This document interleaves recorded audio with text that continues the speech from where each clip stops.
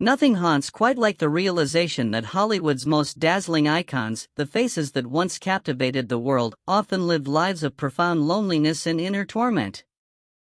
They were molded into flawless images, but behind the dazzling lights lay a fissure, silent, perilous, and beyond repair by fame. We loved the characters they became. But we forgot they were just people with fears, secrets, and vulnerabilities crushed under the weight of pressure and prestige. They didn't die for a lack of talent, but for a lack of space to simply be themselves.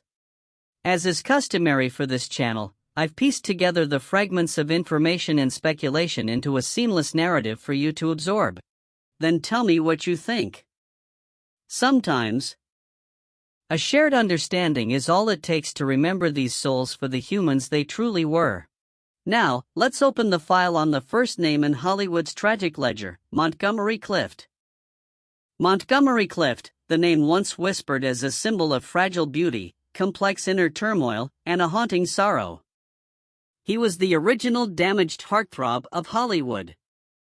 A walking paradox of vulnerability and raw talent. His life? A drawn-out tragedy, unfolding from the dizzying heights of fame to a bitter end.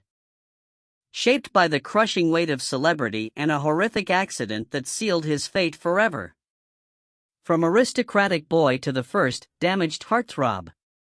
Born in 1920, Montgomery Clift grew up in a family with a peculiar aristocratic bent, educated 19th century style with extended European jaunts. This pedigree etched a distinct aura onto him, a classic beauty. Yes, but steeped in an unsettling mystery, like an unfinished Greek statue, yet utterly captivating. Monty, as those closest called him, wasn't your usual explosion of star power. Quite the opposite. He was the quiet in a noisy world, carrying those heavy, mournful eyes and a rare, almost painful sensitivity. He fell into acting young, barely 13, and quickly proved a born talent. Hollywood, ever the vulture, wasted no time circling this rare gem. With his striking looks, slender build, and uncanny ability to plunge into a character's depths, Monty was swiftly hailed as a James Dean before James Dean, laying the groundwork for the damaged heartthrob archetype many would later mimic. His roles? From the haunted George Eastman in A Place in the Sun, 1951, a part dripping with the loneliness of ambition, to the lovesick, ill-fated soldier Robert E. Lee Pruitt in From Here to Eternity, 1953, all wore a shade of melancholy. It was as if he wasn't acting at all, but simply reliving the hidden corners of his own soul for the camera. Clift's method acting, alongside Brando and Dean, redefined Hollywood performance, injecting it with an unprecedented authenticity and psychological depth. He shunned the industry's glittering pretense, chasing truth in every role. That made him an icon, sure, but it also lit the fuse of his own undoing. The fateful period. The 1956 accident. The zenith of his career, and the grim prelude to his downfall, arrived in 1956. After a party at the home of his closest confidant, Elizabeth Taylor, Monty drove head-on into a telephone pole. The horrific crash pulverized his sculpted face, a broken nose, a shattered jaw, teeth gone. Hours of surgery followed, not to save a life, but to reassemble a broken icon. From that cursed moment, Montgomery Clift was never truly Montgomery Clift again. Physically, his face was a grotesque mask, no longer camera-ready. His voice, slurred and heavy from constant painkillers, became a ghost of its former self. And those eyes, once holding oceans of sorrow, now held only emptiness. But the real devastation was the psychological shockwave. The accident flung Monty into a bottomless pit of addiction. He drowned himself in alcohol, tranquilizers, sleeping pills, and morphine, anything to quiet the screams of body and mind. Hollywood, a town with no mercy for ugliness or weakness, quickly turned its back. Producers became wary. His subsequent roles were often self-inflicted torture, no longer art, but a grim penance. Elizabeth Taylor, who saw it all, once remarked, "He just never really came back from that crash." The truth is, Monty was already dead before the car hit the pole. The accident was merely the official Hollywood stamp on a soul that refused to conform. A heart too sensitive for such a brutal world. The tragic end of a solitary soul. Montgomery Clift's final years were a descent into shadow. His apartment was a frequent stop for the cops, midnight screams, shadows coming and going, mornings with unlocked doors and scattered pills. He'd stopped caring about the public, about fame. All he needed was a glass of whiskey and a handful of pills to erase his name from the celluloid that had made him a legend. His last roles, while still boasting flashes of brilliance, were mostly the desperate struggles of a man bent on self-destruction. On July 23, 1966, Montgomery Clift was found dead in his apartment at 45. No note, no one by his side. His passing was so quiet that the man who found him only asked, "Is he gone?" As if Clift had never truly been there at all, just a specter haunting Hollywood for a few decades. The coroner's report listed natural causes, a heart attack. But for those who knew him, who understood the dark currents of his life, Montgomery Clift didn't die naturally. He died because this world wouldn't allow him weakness, couldn't tolerate a soul too artistic, too vulnerable, in the relentless grind of celebrity. He vanished, leaving a vast void in the hearts of his admirers and a legacy as the eternal damaged heartthrob, a symbol of beauty, talent, and a tragedy beyond repair. William Holden. The idol crumbles in silence. Some deaths hit like an explosion, a shockwave, reverberating through the headlines, leaving behind hot shrapnel of truth and scandal. But then there are deaths that are more like a stumble in the dark, no sound, no witnesses, and perhaps most terrifying of all, no one remembers until it's too late, too cold.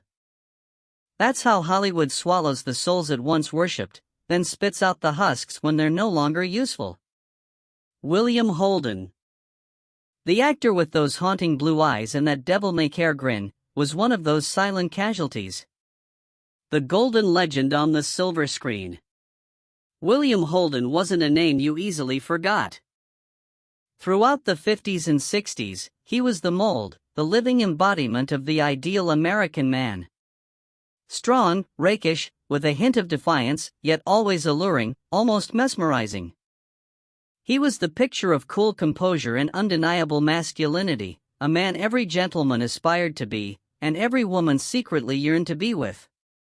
From the eerie glow of Sunset Boulevard, 1950, where he played Joe Gillis, a young screenwriter trapped in the decaying spiral of faded glory, to his raw grit and courage in The Bridge on the River Kwai, 1957, as the hard-bitten POW shepherd. Holden didn't just act. He made you believe that Hollywood's shadows, for all their glitz and brutality, were the safest refuge for world-weary, solitary men. He was a bona fide A-lister. A name that guaranteed box office returns, a face hunted by top directors like Billy Wilder and David Lean. He had an Academy Award for Best Actor for his role in Stalag 17, 1953. A gritty war film where he brought fierce resilience and sharp intelligence to a prisoner suspected of being a traitor. Holden wasn't just handsome, he had depth. His eyes could convey the weariness of the world, a flicker of self-doubt, or a desperate shard of hope. He had a particular knack for portraying wounded characters. Men carrying their own private tragedies, hidden beneath a weathered exterior. Hollywood built William Holden, and the world adored him. But that was just the story on the screen. A glittering illusion this industry has always been so skilled at crafting. The slow rot behind the scenes. Behind the scenes, when the Klieg lights dimmed and the makeup was scrubbed away.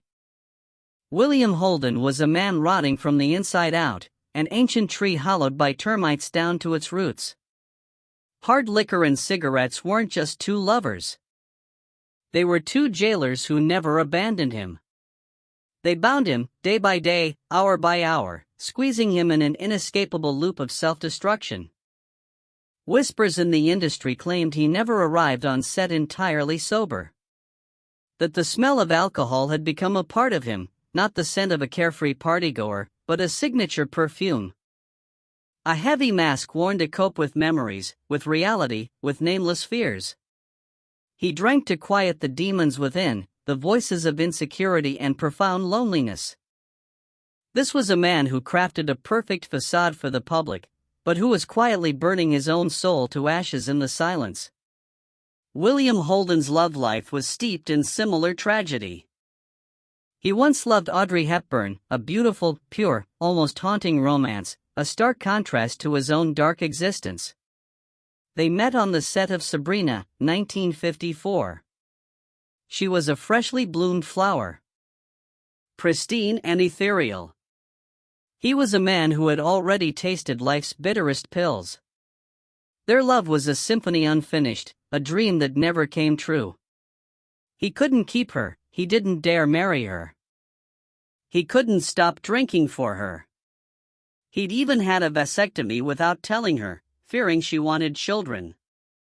Was it the ultimate act of selfishness, or the ultimate fear of fatherhood? Of a responsibility he knew he couldn't bear in his deteriorating physical and mental state? Audrey drifted away, light as a cloud across the sky.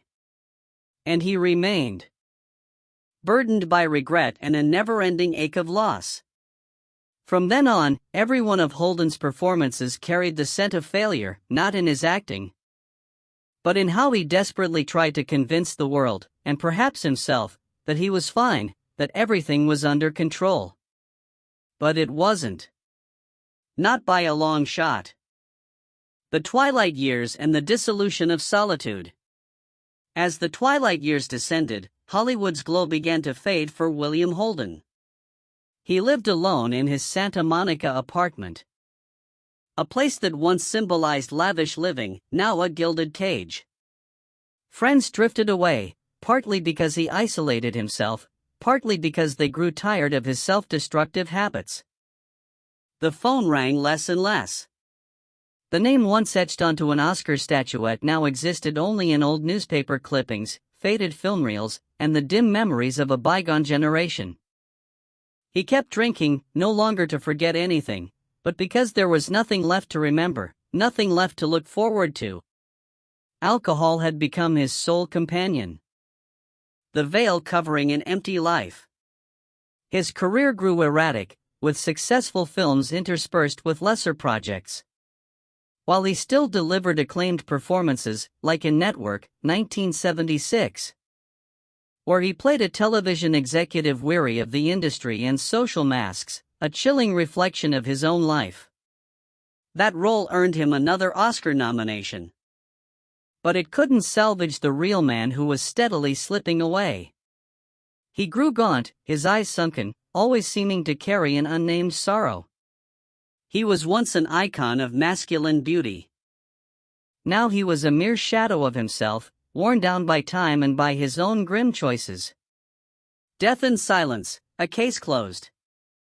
On a November night in 1981, the final tragedy struck. William Holden fell in the bathroom of his private apartment. Perhaps it was the alcohol, perhaps old age, or simply an overwhelming weariness. The horrific impact sent his head crashing against the bedside table, creating a massive wound. Blood flowed. A lot. Too much. But he didn't call for help. No one heard a sound, no one heard a cry. No one came. There was no one. Solitude had muffled every sound, every last hope. His body was discovered days later, in a state of mild decomposition. A celebrated actor. A man who once drove women wild and directors into bidding wars, was now dead in a silence so terrifying. No sign of struggle, no indication of a fight. As if he had accepted his fate with a grim resignation.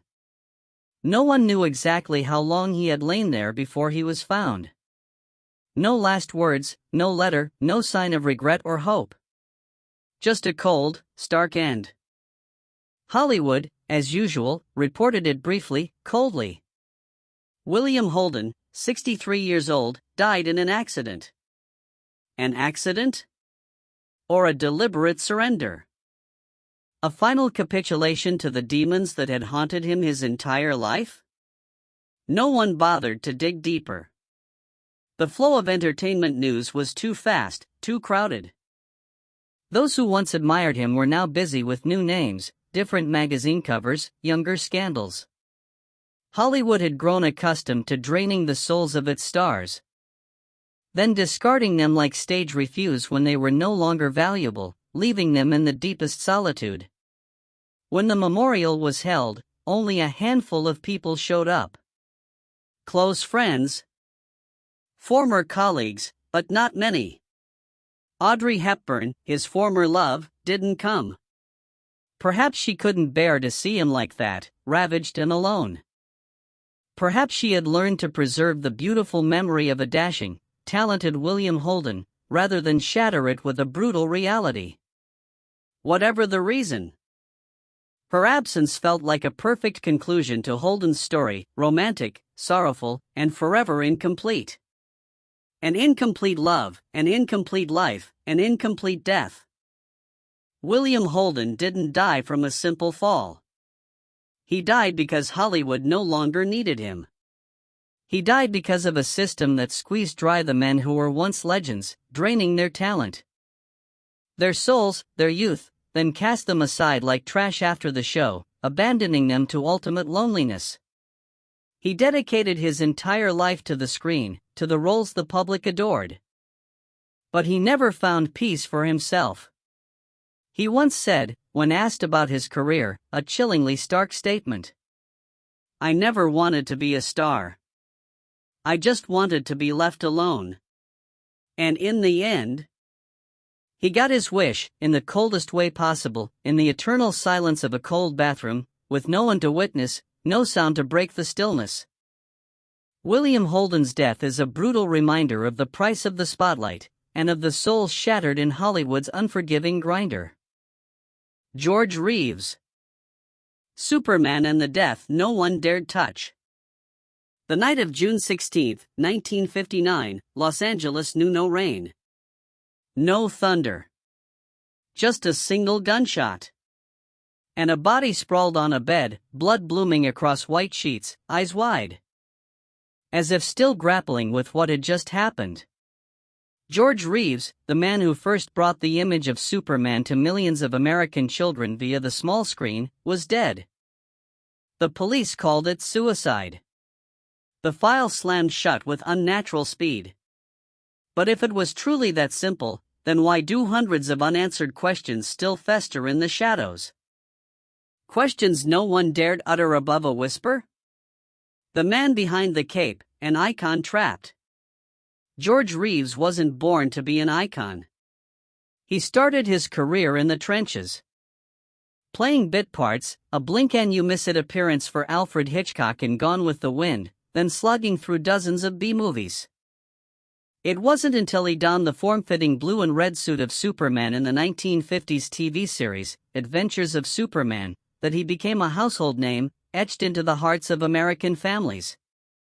Kids adored him. But Hollywood? Hollywood had other plans. When the series wrapped, Reeves became a victim of the very symbol he had forged. No director wanted to hire a real-life Superman. Too famous. Too typecast. Too hard to sell in other roles. Reeves found himself unemployed amidst widespread adoration, a bitter, cruel irony. He sought solace in the bottom of a glass, drifting through the gilded cages of high society parties. And there, he fell into the orbit of Toni Mannix, the wife of Eddie Mannix, a powerful, shadowy studio executive at MGM. They called Eddie Hollywood's fixer, the man who swept the dirtiest scandals under the rug, the kind of ugliness the press was never allowed to touch. The affair between Reeves and Toni stretched for years, intense, unhealthy, and dangerous. When Reeves finally tried to break it off, Mannix wasn't pleased. Tony, meanwhile, spiraled into panic. And Hollywood began to whisper. A dangerous game, indeed. The night it all went dark, a crime scene or a cover-up? The night he died, there were 3 other souls in the house. His new fiancée, Leonore Lemon, a friend, and a mysterious guest. Their story was simple, neat, almost too tidy. They heard Reeves walk upstairs, the bedroom door slamming shut. A single shot. Done. Finesse. But no one heard him scream. No one saw him bring a gun upstairs. There was no sound of an argument, despite Leonore later complaining about Reeves wanting to break off their engagement. The police, those bastions of law and order, failed to check for fingerprints on the gun. No tests were run for drugs or alcohol in his blood. And stranger still, 2 other spent casings were found in the room, but no one ever bothered to explain them. It all reeked of a rushed job, a script written too quickly, with too many plot holes. The fatal shot was to the right temple. Reeves was left-handed. No signs of struggle. No suicide note. Just a body, a gun, and too many missing pieces. It was almost as if someone wanted the case closed before it even truly opened. Leonore, the sole woman present, quietly slipped out of Hollywood weeks later, vanishing into the night. Tony Mannix, his former lover, suddenly disappeared from public view. And Eddie Mannix? He declined every interview. Not a single word of condolence. He didn't even show up at the funeral. A silence so chilling. It screamed volumes.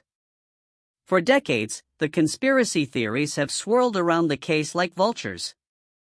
That Reeves was murdered to keep him quiet. That he was about to expose a chain of scandals within the old studio system. That someone had cleaned up the scene so quickly the gun was still warm. A private investigator, hired years later, once remarked, "Every piece of evidence points to this not being a suicide." But no one wants to reopen the case. Because there are names behind it, names the average man isn't allowed to touch. Hollywood remains silent. Just as it always does with inconvenient deaths. George Reeves, the man who was a hero in the eyes of children across the nation, died in a drama where he wasn't allowed to write the final act. They hastily stamped suicide on his file to preserve the pristine image of Superman. But in truth, the only thing they needed to save was the reputation of a few powerful figures.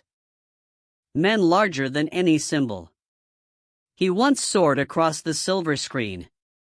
But in real life, he fell, silently, alone, and forgotten in the shadows of things no one dared speak aloud. Do these 3 parts resonate with the detective noir drama tone you envisioned? Would you like me to continue with other Hollywood figures? Or perhaps explore a different angle on one of these tragic stories? Sal Mineo. A Death Without an Enemy.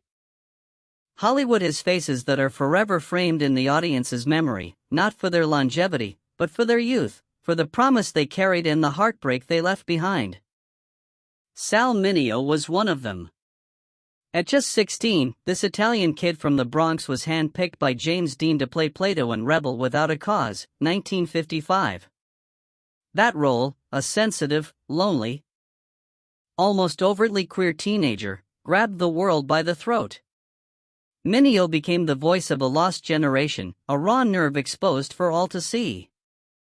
And that was the first curse cast upon his young life. The rise and the curse of a label. With 2 Academy Award nominations before he was even 20, everyone in the business believed Mineo was destined to be the next big thing. A pillar of Hollywood's future. But James Dean's shadow stretched long and deep, a haunting presence that no one could escape, least of all Sal. And the image of Dean's queer kid clung to Mineo like a shroud, a suffocating label in an era where a mere whisper about one's sexual orientation could kill a career faster than any drug scandal. The studios, ever protective of their carefully constructed illusions, kept a tight lid on anything that didn't fit the sanitized mold. Sal's talent was undeniable, but his truth was inconvenient. The industry, which once lauded his natural vulnerability, now saw it as a liability. They wanted leading men, not fragile boys. Minio's range, his ability to convey deep emotional turmoil, was dismissed as being too specific. He found himself trapped in the very box his early success had built. The roles grew smaller, less significant. The phone calls from Hollywood power brokers dwindled to nothing. The press, once quick to praise his youthful brilliance, now turned on him, labeling him an aging star with perpetually wet eyes, a cruel jab at the very sensitivity that had once made him unique. He was too authentic for a world built on artifice. Sal Mineo began his inevitable slide just as he hit his 30s. Leading roles evaporated. The lucrative offers dried up. He wasn't forgotten overnight, he was slowly, painfully, starved out. He tried to reinvent himself, to find a new corner in an industry that had no room for him. He turned to the stage, seeking refuge in the raw honesty of live performance. He directed a few off-Broadway plays, gritty and experimental, far from the polished mainstream. He taught acting, passing on the craft he still adored to a new generation. Perhaps seeing a reflection of his own youthful hope in their eager faces. He even tried his hand at singing in small nightclubs, the kind of dim, smoky joints where desperation mingled with dreams.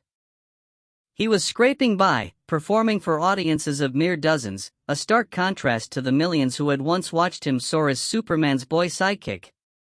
But it was all just a delaying tactic. A futile attempt to postpone the inevitable oblivion. Mineo, to his credit, never truly hid his homosexuality.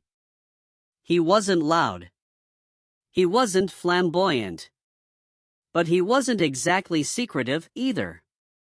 He lived his truth, as much as a man in Hollywood in the mid-20th century could.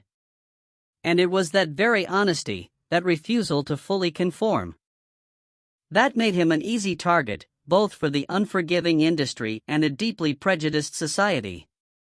He was an outsider, a rebel not by choice, but by the very nature of who he was.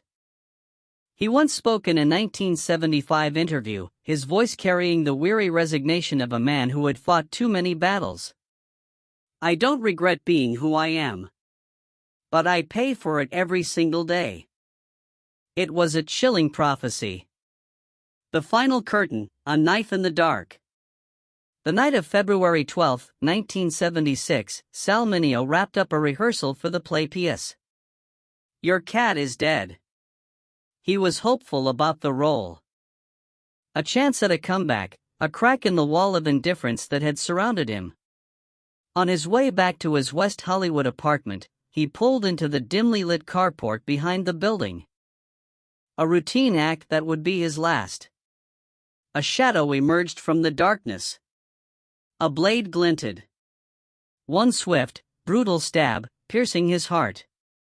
He crumpled, blood bubbling from his mouth. His hand still clutching his car keys.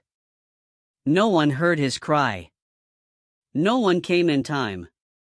Just the muffled sounds of a city that was always too busy to notice a life ending in a dark alley. Mineo died at 37, no Oscar in hand, no starring role on the horizon, no salacious scandal to light up the tabloids.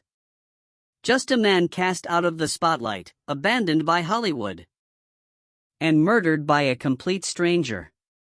The initial police investigation was a mess, rife with assumptions. They suspected a passion killing, even hinting at a homosexual motive. Eager to tie his death to the very identity he refused to hide. The press, ever the vultures, swooped in, the lurid death of a rebel icon, behind the velvet curtain, lust and blood. They painted a picture of a sordid end, a victim of his own lifestyle, conveniently ignoring the systemic issues that had brought him to this point. But the truth, as it often is, was far simpler. Far more heartbreaking. A year later, a man named Lionel Ray Williams, a career criminal with a history of robbery, was arrested for an unrelated crime.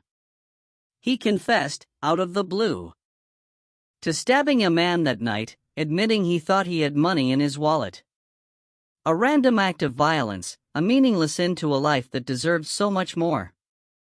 Sal Mineo, one of the 20th century's most sensitive and authentic actors, died from a senseless knife wound. Not for love. Not for hate. Just for the random cruelty of a city always hungry for blood. There was no lavish funeral. No grand monument. Just a few lines in the papers. Sal Mineo, Oscar-nominated actor, dies at 37. A footnote in the vast, unforgiving annals of Hollywood history. But he is still there, in Plato's bewildered gaze at James Dean under the planetarium dome. In every trembling breath of a soul never allowed to truly grow up. Hollywood killed Mineo not with a knife, but with its cold indifference, with its fear of authenticity. With its refusal to accept anything outside its narrow, glittering confines. And that city, even now, has never truly admitted its guilt. Bobby Driscoll. The Disney Prince and the Death with No Name. Some deaths bring tears. Others, a chilling silence. And then there are deaths like Bobby Driscoll's, or even the death certificate didn't know whose name to write. He was once Peter Pan. Once Disney's golden boy. He once made all of America pause before their TV screens, captivated by an innocent smile and those wide, expressive eyes. But Hollywood never truly loves children. It only loves what children bring: profit, bright lights, saccharine charm, and then it discards them when their light fades. The rise of a child star, a gilded cage. Robert Cletus Bobby Driscoll, born in 1937, was discovered at the tender age of 5. It happened in a barbershop in Pasadena, where he accompanied his father. One glance, and the barber, who happened to know a casting assistant, changed the boy's life forever. And Hollywood, in its cold, calculating way, did the same. The kid first popped up in Lost Angel, 1943. Then swiftly landed roles in a string of Walt Disney's most cherished films. In Song of the South, 1946, So Dear to My Heart, 1949, and especially Treasure Island, 1950. Bobby wasn't just an actor, he was an icon. The child everyone wanted to have, everyone wanted to befriend, everyone wanted to keep forever young in their memories. He was pure, unadulterated innocence, bottled and sold. In 1950, he became the first child actor to receive a Special Academy Award. Walt Disney himself hailed him as the studio's crown jewel. And by 1953, Driscoll officially became the voice and the visual model for Peter Pan, the boy who would never grow up. It was the perfect role, a cruel twist of fate. Because Peter Pan did grow up. And no one would accept it. The fall from grace, adulthood's cruel sting. Adolescence hit Bobby Driscoll like a freight train. Acne erupted, his voice cracked. From the bright-eyed, luminous boy, he morphed into a gangly, awkward teenager, no longer fitting any idealized mold. He was no longer the cute, marketable package. In 1953, Disney slashed his contract. No warning. No reason given. No goodbye. Just a clean cut, a disposable asset. From a national symbol, Bobby became a jobless kid. He tried to find roles on TV. The phone never rang. He attempted college, hoping for a normal life. He was bullied, an outcast, too famous for his own good. And then he found the familiar solace that every lost young soul in Hollywood eventually discovers: drugs. heroin, benzedrine, barbiturates. Nothing was too early for a discarded Peter Pan. At 17, Bobby was busted for the first time for marijuana possession. By 20, he had been in and out of jail more than 10 times for theft, drug possession, and assault. The descent was swift and brutal, a public unraveling of a once-beloved image. Hollywood had built him up, then left him to rot. By the late 60s, Bobby Driscoll, nearing 30, was a ghost. Unhired, unremembered, unnamed. He drifted through the shadowy alleys of New York's East Village, sketching in an anonymous artists' community, sleeping in derelict buildings, under moss-covered stairwells, as if he had never had a past at all. He was a phantom, haunting the very city where dreams were born, yet his own had been shattered. The unmarked grave, a nameless end. And then, in March 1968, two boys playing in an abandoned tenement on 371 East 10th Street stumbled upon a body in a corner, decomposing, no identification, no papers. Just a nameless corpse, discarded like yesterday's trash. The police hauled the body to the city morgue. Cause of death, heart failure due to drug use. No one knew who he was. No one came looking for him. The body was unceremoniously buried in a pauper's grave, marked only by an anonymous code. 2 years later, his mother, desperate, contacted Disney to track down her missing son. New York police opened the cold case file, cross-referencing old fingerprints from a past arrest, and only then did they learn that the nameless corpse was none other than Bobby Driscoll, America's Peter Pan. No funeral. No farewell. Not a single news headline substantial enough to honor him. A Peter Pan who never got to fly back to Neverland, instead collapsing like a homeless ghost in the very city he once helped build with his dreams. Walt Disney, the man who once called him the greatest child actor the studio ever had, offered no eulogy, no public acknowledgement of the tragedy.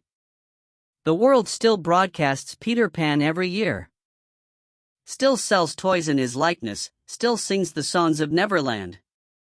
But Bobby Driscoll? He had no place in the fairy tale anymore. Perhaps Peter Pan never wanted to grow up, because when you grow up in Hollywood, you die young. And no one remembers your name. Charles Rocket. The laughter that choked on screen. Hollywood always knows how to weaponize laughter. And sometimes, the first one shot down is the very person making the audience roar. His real name was Charles Clavery, but they called him Charles Rocket, a moniker that sounded like a promise of an explosive career. Tall, handsome, charming, Rocket was once tipped to be the successor to Bill Murray, Chevy Chase in the American comedy landscape. And he had a start that couldn't have been more brilliant, landing a spot in the main cast of Saturday Night Live, SNL, for the 1980 to 1981 season. He was ready for launch. But then, in a single night, everything went up in flames.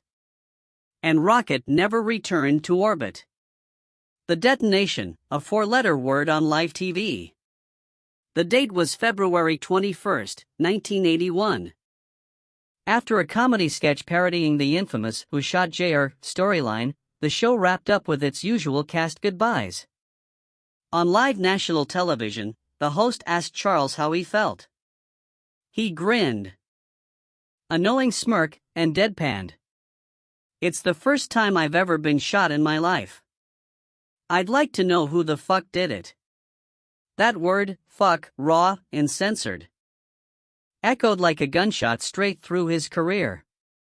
American television, at that time, had a zero-tolerance policy for obscenities. The SNL executives panicked. NBC faced a firestorm of criticism. And a few weeks later, Rocket was fired from the show, branded with the indelible image of a live-on-air saboteur. He had become a pariah, a cautionary tale whispered in green rooms. The phone stopped ringing. No more contracts were offered. He became the guy who swore on TV, a stain almost impossible to scrub clean, even as he stubbornly kept trying. The slow fade. Laughter's dying echo. Charles Rocket never gave up the craft entirely. He plunged into the murky waters of supporting roles, a cameo here, a bit part there. You'd see him pop up in Dumb and Dumber, Hocus Pocus, moonlighting, or in minor TV shows, doing voice work, toiling in the quiet corners of the industry. He was still in the game. But something vital inside him had died the moment that cursed fuck left his lips. The confidence was gone. The sparkling eyes of a chosen one dimmed. All that remained was a man standing in the wings, laughing to himself, telling jokes no one wanted to hear anymore. The spark had flickered, and no amount of bit parts could reignite it. He was a comedian without an audience, a performer without a stage, relegated to the background, a silent testament to a career derailed by a single, ill-timed word. The final, macabre joke. A death without laughter. October 7, 2005. The body of Charles Rocket was discovered in the backyard of his farmhouse in Canterbury, Connecticut. His throat was deeply slashed, blood pooling on the ground. No weapon in his hand.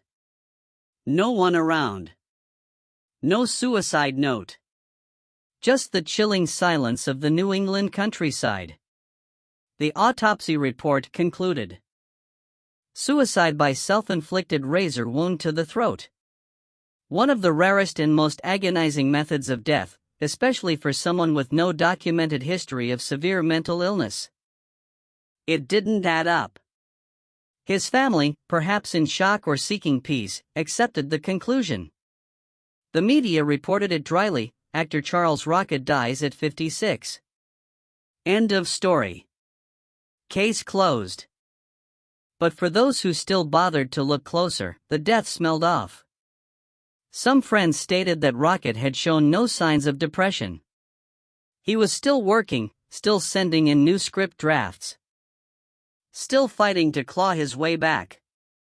Days before his death, he'd attended his son's wedding, laughing, posing for photos. His wife was the one who found the body, but she refused all interviews, sealing her lips, adding another layer to the enigma.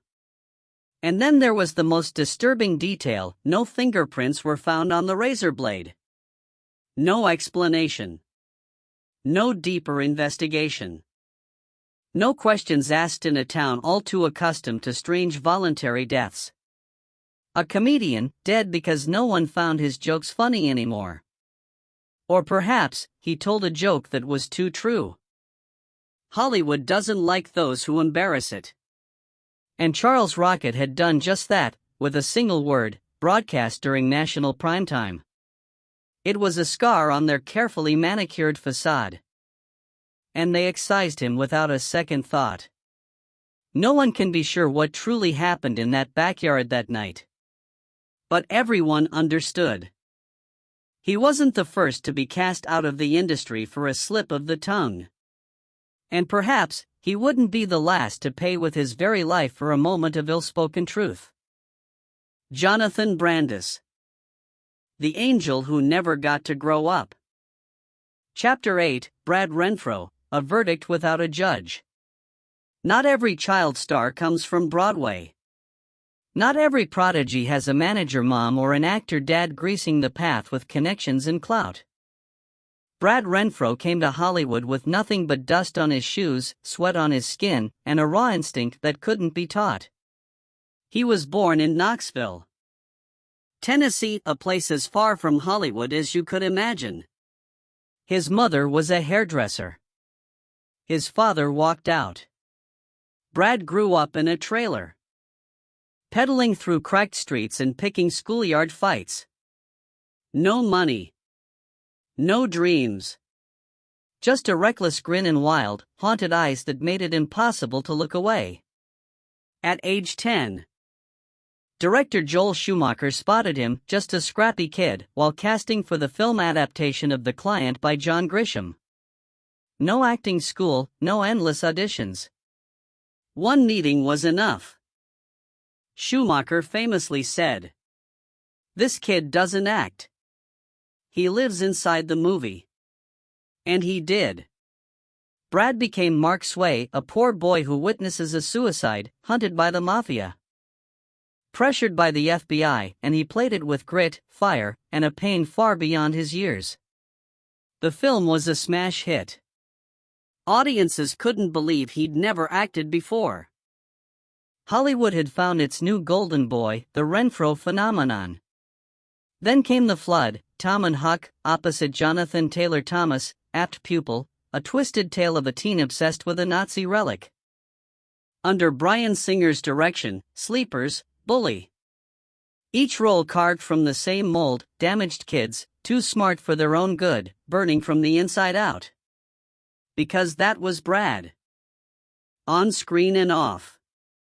Hollywood loves kids who bleed truth on camera. But it doesn't heal them. By 14, Brad was drinking. At 15, smoking weed. At 16, he was arrested for possession of cocaine and heroin. Convicted, but got probation. Then came another arrest, stealing a yacht. Another, driving without a license.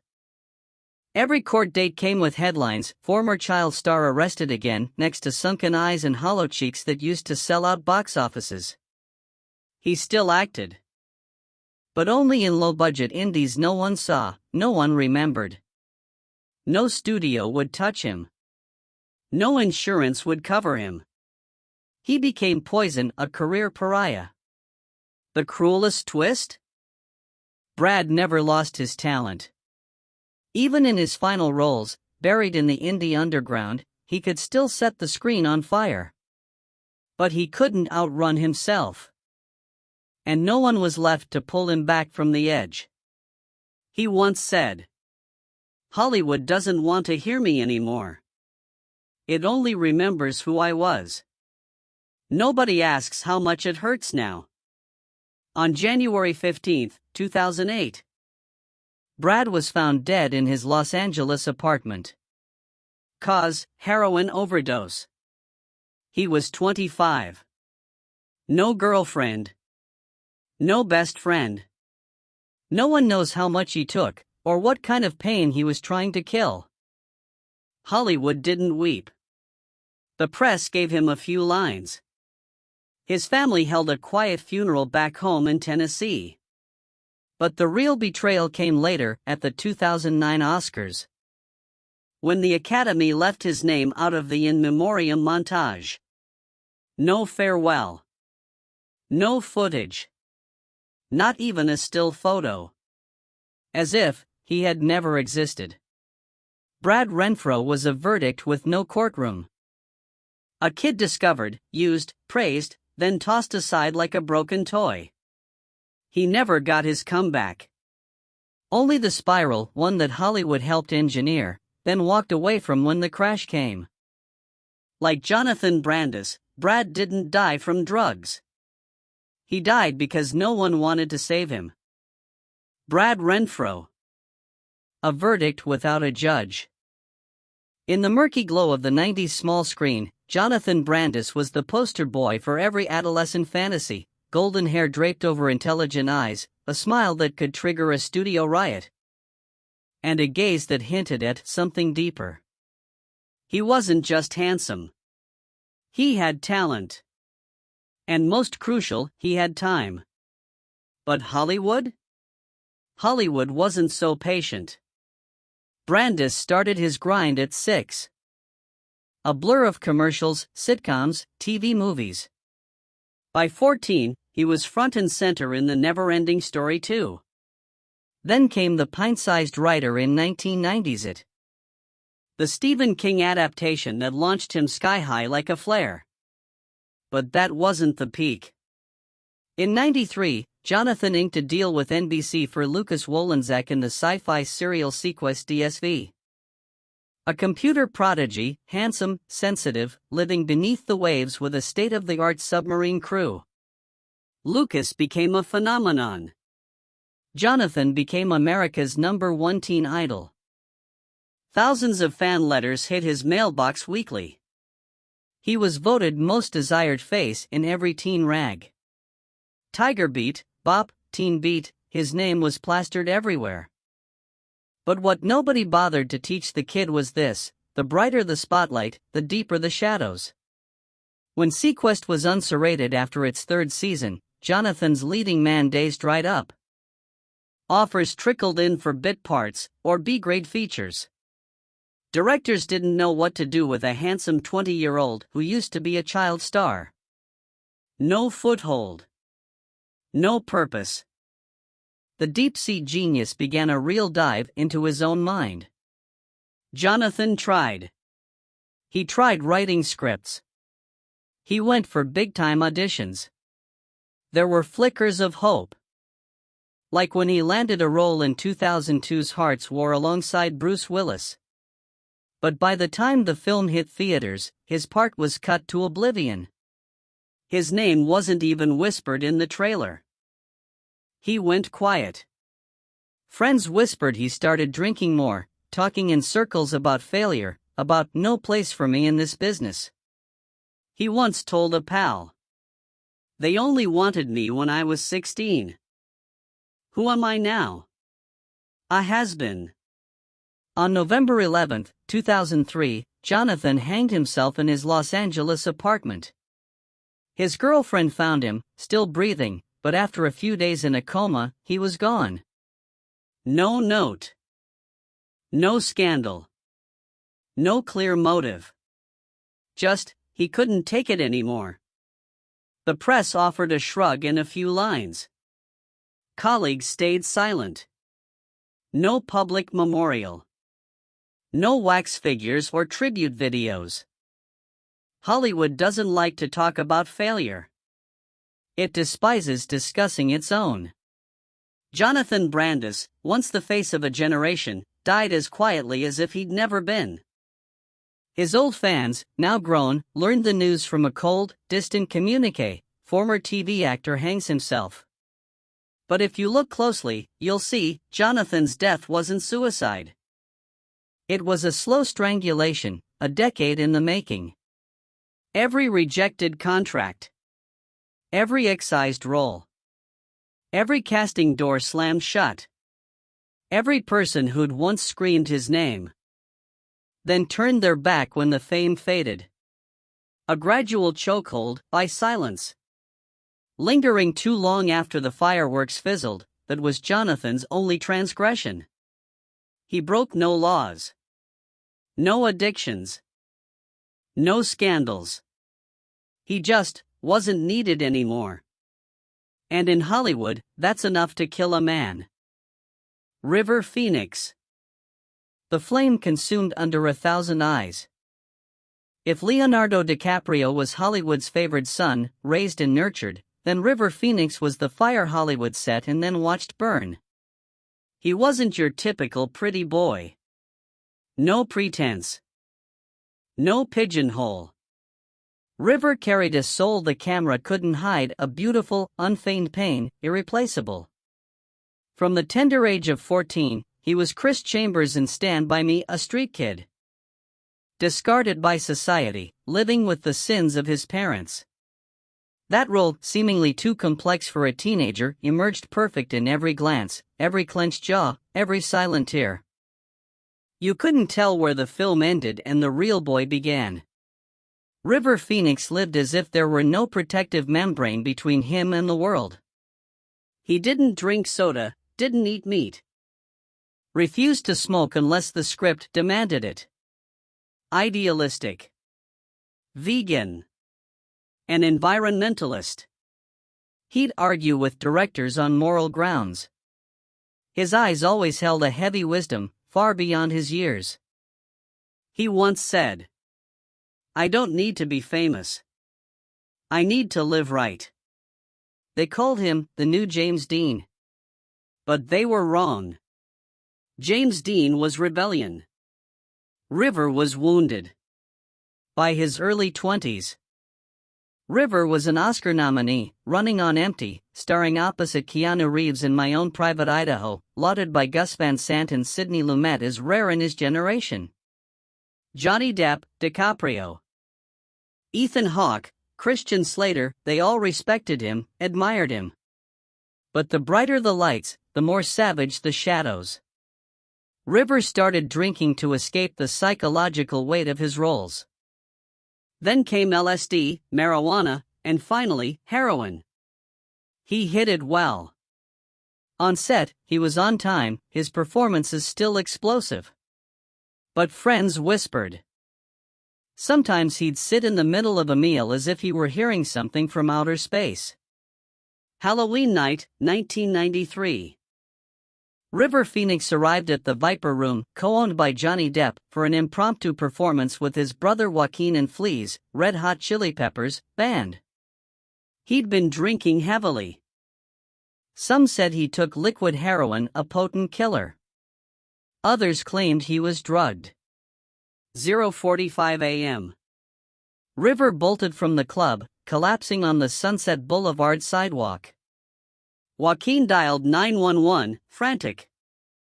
"My brother's having convulsions. His face is blue, he's not breathing." Hundreds stood nearby. Everyone recognized River Phoenix. Everyone had once claimed to love him. But no one knew how to save him. When River died, he was just 23. A legend who never reached his peak. A soul who hadn't yet found the language to protect himself. The news shocked the world. But what hurt more wasn't how he died. It was the gentle light that had once emanated from him, choked out by the cruel expectations of Hollywood and the public itself. After River was gone, his friends were never the same. Johnny Depp confessed. "I never stepped foot in the Viper Room again after that night." Keanu Reeves remained silent for years. Then poured himself into cold, solitary roles. Joaquin Phoenix, the younger brother who'd followed him onto every set, took years to find his footing, eventually moving forward. Turning his wounds into art. River Phoenix isn't forgotten. But he's misunderstood. He wasn't just an addict who died young. He was a soul too fragile for a world that had no time for fragility. An angel forced to carry the weight of roles far larger than himself. He didn't need an Oscar. He didn't need a blockbuster. He just needed to be himself. But Hollywood only loved him when he was a symbol. And it cast him aside when he began to need help. In the abandoned house of pop culture, there's a locked room named Phoenix where all the most beautiful lights suffocated from lack of air. Michael Clark Duncan. A giant with a child's heart. In a dirty town, if a giant appeared, one who could heal all wounds, what would you think? Strange? Terrifying? Or impossible? Michael Clark Duncan existed like that both in real life and on the silver screen. A black man, nearly 7 feet tall, muscles like mountains, a voice as deep as a drum from the earth's core. Yet with the eyes of a lost child in a crowded market. Born in the South Side, Chicago, where guns popped faster than school bells, Duncan worked every damn job: ditch digger, bouncer, bodyguard for rappers, moving TV equipment, before Hollywood finally noticed. No acting classes. No slick maneuvers. Duncan carried only one weapon, an authentic, unfeigned gentleness. Then, in 1999, destiny called his name. Frank Darabont, the man behind The Shawshank Redemption, was casting for John Coffey in The Green Mile, a giant with a miracle touch. Condemned to death for a crime he didn't commit. The role was near impossible. It needed someone who could terrify audiences with their size, then make them weep with a single look. Bruce Willis, who'd worked with Duncan on Armageddon, put in a good word.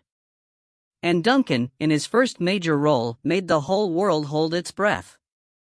John Coffey and Duncan saved millions of hearts, embodying the very definition of kindness, faith, and the tragic irony of good men left unprotected. He was nominated for an Oscar for Best Supporting Actor. Called the biggest heart I'd ever seen by Tom Hanks, and became a strange icon, Hollywood's biggest, gentlest giant. Unlike most black male stars of his era, Duncan didn't tumble into booze, parties, or scandal. He was a devout vegetarian, spoke like a gentle monk, gave to charity often, and never once griped about discrimination. When asked if he found Hollywood unfair, he just smiled. "If I live well enough, the roles will find me." And indeed, Duncan's career took off. He appeared in blockbusters, Planet of the Apes, The Scorpion King, Sin City, Daredevil, Talladega Nights. Not always the lead, but he always stood out, not for his sheer size, but for his quiet demeanor and eyes as true as morning dew. But there was one thing Duncan couldn't overcome: the relentless glitter of the world around him. Not because he craved it, but because he was too innocent to guard against it. In 2012, while in a relationship with reality TV star Omarosa Manigault, Duncan suffered a heart attack. He was rushed to the hospital and survived, but his health steadily declined. Less than 2 months later, he passed. 54 years old. No drugs. No scandal. No mystery. Just a heart too big, too tired, that simply stopped beating. There was regret. Tom Hanks penned a long letter. Bruce Willis went silent. Morgan Freeman uttered. Duncan never knew how great he was. But what haunted Hollywood wasn't the death. It was the question: why did a man like him, pure, gentle, without blemish, leave this world sooner than those who lived by the blade? Michael Clark Duncan didn't die because Hollywood discarded him. He was loved, respected. But in a world where speed is a religion, he didn't have time to rest. Amidst the applause, perhaps he himself forgot that his heart was weary. And like John Coffey, the character who made his name, Duncan left this world quietly, carrying the wounds others had left behind. He wasn't rebellious. He wasn't a failure. He was simply too good to last long in a place like Hollywood. Epilogue: those who couldn't find their way back. Some were born to touch the sky, but were never taught how to turn around. There are stage lights that never dim, but never truly offer warmth to the lonely hearts standing beneath them. From Heath Ledger with his mournful eyes behind a clown's mask, to River Phoenix collapsing on Sunset Boulevard, from Brad Renfro, desperate for someone to just ask, to Michael Clark Duncan, the man with an angel smile and a giant's body, they all shared a common thread: they were loved for their purest essence, then abandoned when that purity couldn't withstand the onslaught. Hollywood didn't kill them, but it built the ladder with no foundation. It waited for them to climb, cheered them on, hailed them, crowned them prodigy, genius, the voice of a generation, the one to change cinema itself. And then when they fell, it turned away, as if no one had ever promised to catch them. Sometimes death doesn't come from heroin or a strange pill. It comes from an exhaustion that lingered too long, with no one bothering to ask, "Are you okay?" It comes when the child within them is locked behind the lights, with no room left to cry. They didn't need to be saved for their fame. They needed to be saved because they were human. If someone had only asked Jonathan Brandis, "Do you need to talk?" If someone had told Anton Yelchin, "It's okay to take a break." If someone had stopped Paul Walker and said, "Don't drive tonight. Your daughter is waiting." Perhaps. The true tragedy isn't death, but the world's quiet forgetting of silent pain. We weep when we hear they're gone, then switch to another movie the next day. We share posts about talented artists taken too soon, then quickly scroll down to see who's trending. We say we love them, but we don't listen to them. And so, the years will continue to swallow the names once etched on the Walk of Fame. But somewhere, late at night, in an old song, or in the eyes of a young actor, we can still catch a glimpse of their souls. A boy with a guitar on a sidewalk. A pair of bewildered eyes in a crowd. A trembling voice trying to hide its despair. They are still here. No longer on the red carpet. No longer acting. Only remaining in stories like these, where we tell of them not as stars, but as human beings who try to survive in a world too dazzlingly bright. If there's one thing to take away from all this, it's this. Talent can make you remembered. But it's empathy, that's what makes you endure in the hearts of others. Remember them, not to mourn, but to learn to treat those still living with more gentleness. Because somewhere out there, there are still young artists, fragile souls, sitting alone backstage. Hoping someone sees them, not as performers, but as people. Some were born to touch the sky, but were never taught how to turn around. There are stage lights that never dim, but never truly offer warmth to the lonely hearts standing beneath them. From Heath Ledger with his mournful eyes behind a clown's mask, to River Phoenix collapsing on Sunset Boulevard, from Brad Renfro, desperate for someone to just ask. To Michael Clark Duncan, the man with an angel's smile and a giant's body, they all shared a common thread: they were loved for their purest essence. Then abandoned when that purity couldn't withstand the onslaught. Hollywood didn't kill them. But it built the ladder with no foundation. It waited for them to climb. Cheered them on. Hailed them. Crowned them prodigy, genius, the voice of a generation, the one to change cinema itself. And then when they fell, it turned away, as if no one had ever promised to catch them. Sometimes death doesn't come from heroin or a strange pill. It comes from an exhaustion that lingered too long, with no one bothering to ask, "Are you okay?" It comes when the child within them is locked behind the lights, with no room left to cry. They didn't need to be saved for their fame. They needed to be saved because they were human. If someone had only asked Jonathan Brandis, "Do you need to talk?" If someone had told Anton Yelchin, "It's okay to take a break." If someone had stopped Paul Walker and said, "Don't drive tonight. Your daughter is waiting." Perhaps. The true tragedy isn't death, but the world's quiet forgetting of silent pain. We weep when we hear they're gone, then switch to another movie the next day. We share posts about talented artists taken too soon, then quickly scroll down to see who's trending. We say we love them, but we don't listen to them. And so, the years will continue to swallow the names once etched on the Walk of Fame. But somewhere, late at night, in an old song, or in the eyes of a young actor, we can still catch a glimpse of their souls. A boy with a guitar on a sidewalk.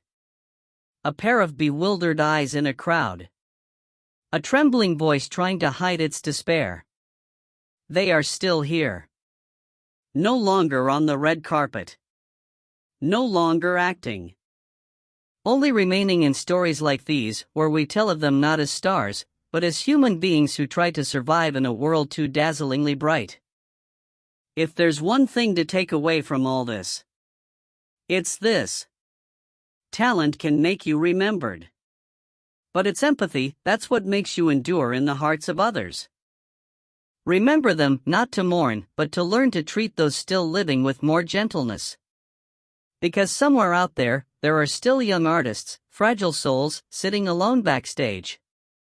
Hoping someone sees them, not as performers, but as people.